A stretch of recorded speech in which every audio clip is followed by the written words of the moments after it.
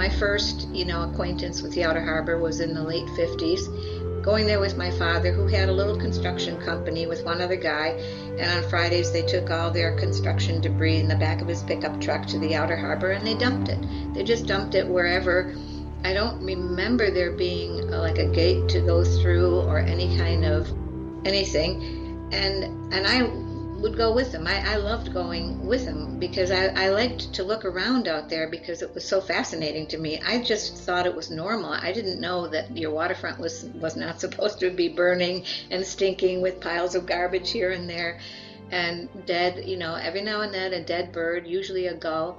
Always intact. I'm always going around, poking around, looking at things, and there's, gulls there, like the big ones, herring gulls, I think, and a couple always I would find, dead, but still beautiful on the ground. Couldn't figure that out.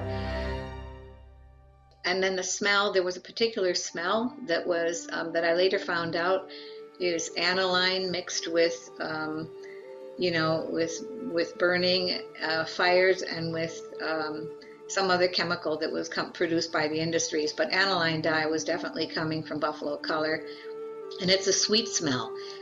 So, yeah, I just remember the Outer Harbor, and I wasn't horrified. I was fascinated by what was there. And that really was a direct line to becoming a friend of the Buffalo River.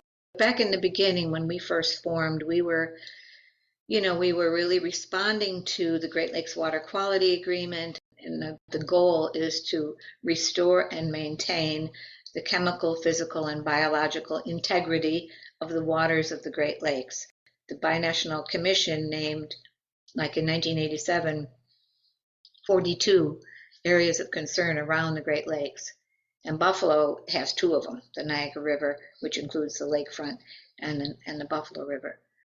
That was a direct line, I would say, back to the childhood experience of being there and seeing it in that state, because I know a lot of people now who love the Outer Harbor, but they have no idea that it is a regeneration of something that was so messed up, so despoiled, in such bad shape. And it's still not in great shape. I mean, we still have fish advisories. You can't eat the fish because of PCBs. If you catch fish out there, and there are fish, you can't eat them. You can't swim. The contamination, again, it's the PCBs, I think, mainly, maybe lead sometimes too. So the Outer Harbor has, I guess, a lesson in it of regeneration. And again, for me, that comes back to how important it is that we have something of these places, that the next generations can see what it was and what it could be.